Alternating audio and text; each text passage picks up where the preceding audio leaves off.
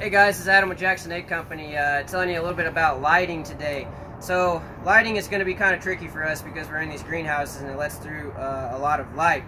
But typically in most houses what they want to do is they're blocking out all the sunlight, so they want to control that as much as possible.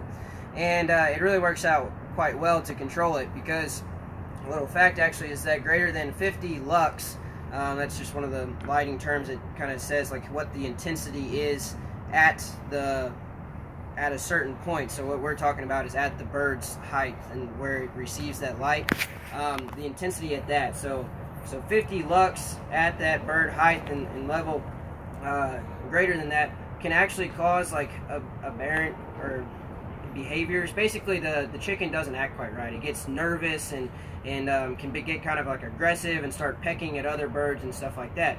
So we don't want that to happen. But so that's why most chicken houses are actually pretty dim, just to keep those birds from having those negative behaviors. So what we've got going on though is we calculated it up on how those lux are going to be.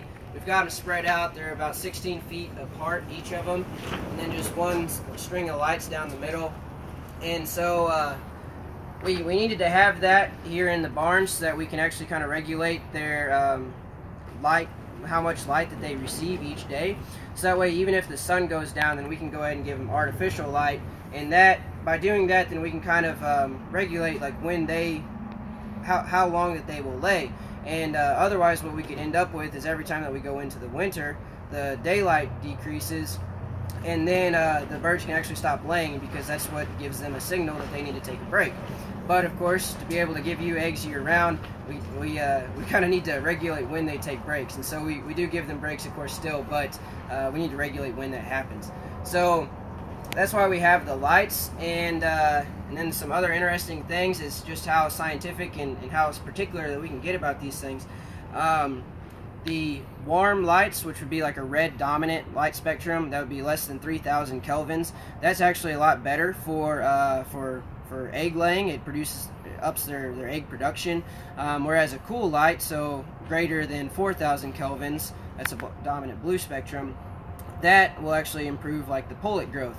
So it pullets, the chick to where it's ready to lay.